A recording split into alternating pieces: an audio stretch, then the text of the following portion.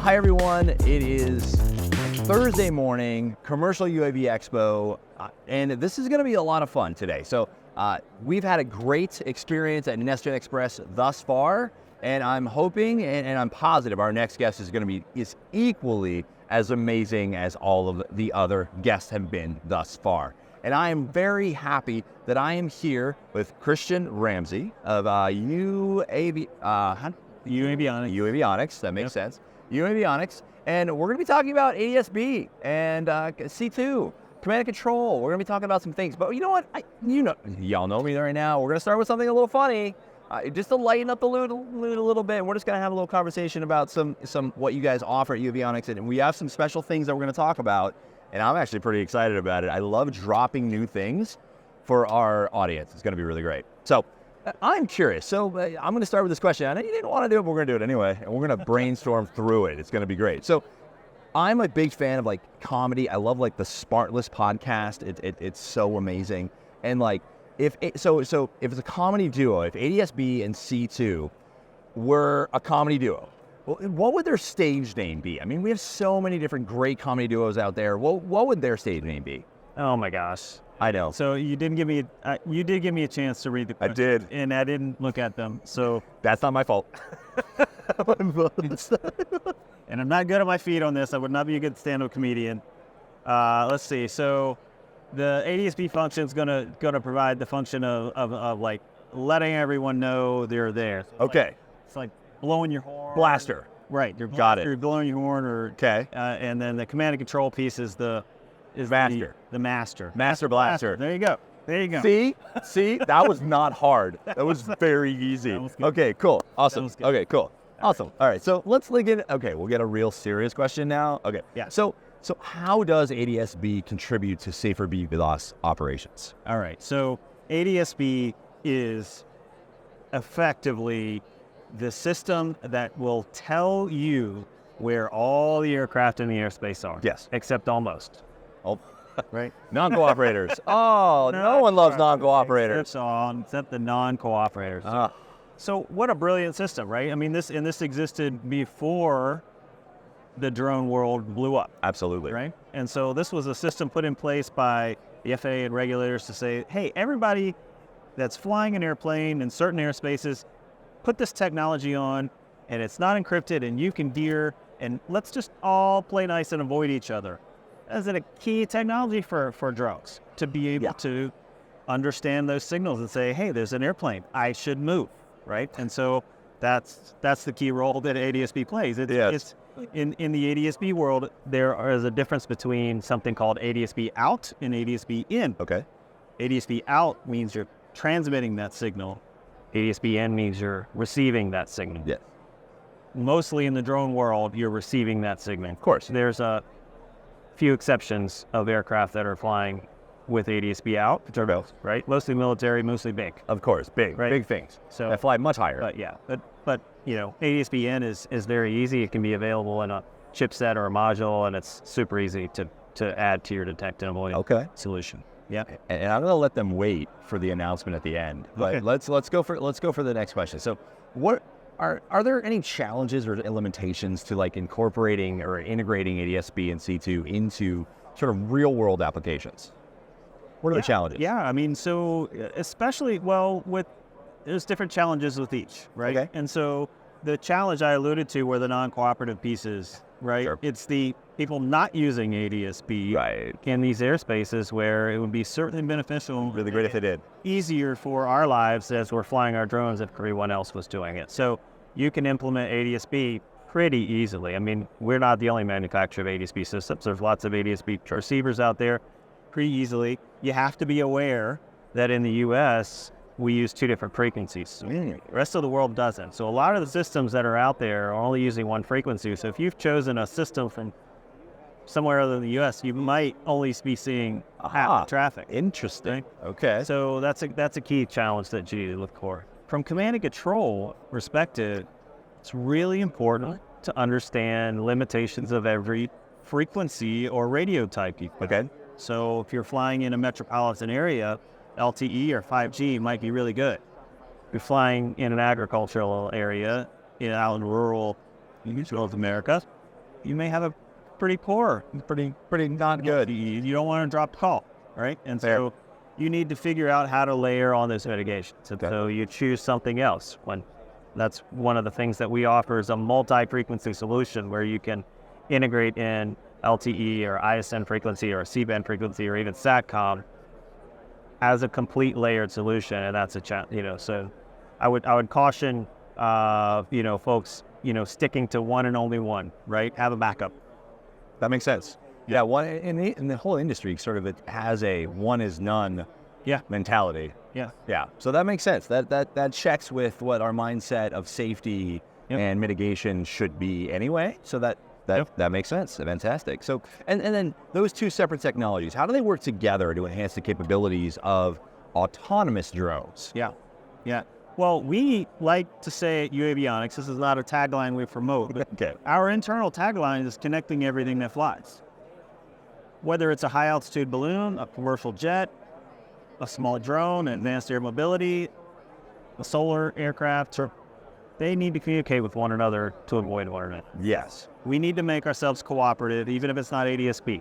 What else, right? And so we can do that through C2, we can do that through ADS-B, we can do that through other technologies that may be future, coming in the future. That's a V2V, V2X kinds of technologies, how these drones communicate with one another. So if you can imagine that there might be a ground network of ADS-B and radar systems on the ground, right, that are detecting other aircraft in the area, for an autonomous drone where there's not a human in the loop, that information's got to get to that aircraft somehow, right? And that's handled through the C2 system. So you've got the ground-based detect and avoid feeding the C2 system through the C2 system. Hey, you've got an aircraft at 3 o'clock at 1 mile, and then the system autonomously can decide, I'm going to turn. I'm going to throw a little bit of this is my own personal interesting question. So how is there a way to integrate, or is there a pathway to potentially integrate remote ID into those C2 networks? There is, absolutely. And we've done that as well. Okay. But the problem is that I knew there were problems. Really short range. Yes. Right? Very. And so you might have a couple seconds to make a maneuver, right? Sure. It's a start. It's a start. Right? There's the concept of broadcast remote ID, which is we have today, which is this concept of a network remote ID, which is that there's a system on the ground that's collecting that information, right? And then that makes a lot of sense. Okay. So that's the way you extend your range. Yeah. Okay. Yeah, I mean, because every drone pilot that's ever flown anywhere has horror stories. And I have several of my own where I'll have a crop duster or a highway patrol helicopter fly under my drone, and it happens all the time. And you're like, well, I guess I'm going up. Like up seems safer. At this point. So I actually have a picture of a Texas Highway Patrol helicopter that flew over a mine site adjacent to I-10, and it just came out of nowhere behind a building, and I had no time to react, 0 time. So I took a picture. I was taking a picture at the time, and I have a picture of the helicopter underneath the drone. Yeah, and I was at the very first NASA UTM demonstration. Sure. I think this was 2015, right? Where a bunch of companies came out and we were all testing different UTM capabilities. Somewhere in California, I don't remember where it was. Crop duster shut the whole thing down. The entire NASA coordinated event for 3 hours while he was crop dusting a nearby field. Yeah, you're like, sorry guys. And I could see you. I had no idea you were there. And they're it's interesting. Yeah. No, I completely agree. That's definitely a thing. So let's jump to what are some of some more sort of cutting edge, leading edge advancements in ADS-B and C2 that uAvionix is sort of offering that we should be looking forward to? Yep.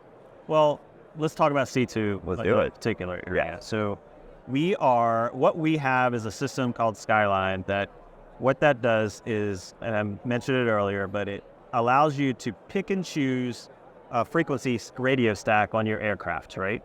And you may want to use 4 different frequencies, which I mentioned: SATCOM, LTE, ISM, C-band.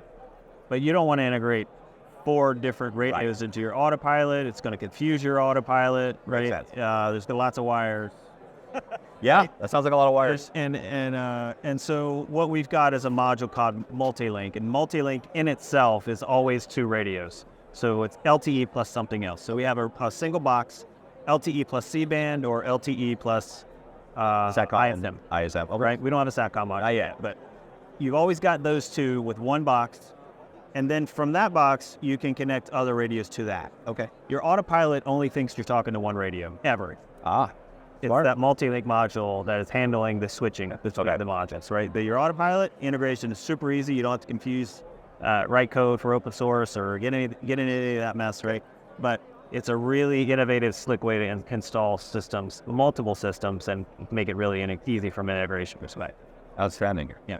Okay, so we've been teasing a few times now about some sort of announcement. So I'm just going to leave it over to Christian. What is something about a certification? Well, it's an exemption. Exemption? Okay. Yesterday, the FAA approved our exemption for beyond visual line of sight operation. Okay. Using the ground-based infrastructure that we supported and built in North Dakota.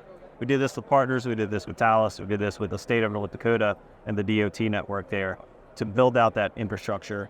And why is this important? Yeah. So there's lots of waivers, and a lot of times waiver and exemption are used kind of interchangeably. Sometimes. But they're not. They're not. They're not. No. So waiver is a kind of a one-off, and exemption is rulemaking.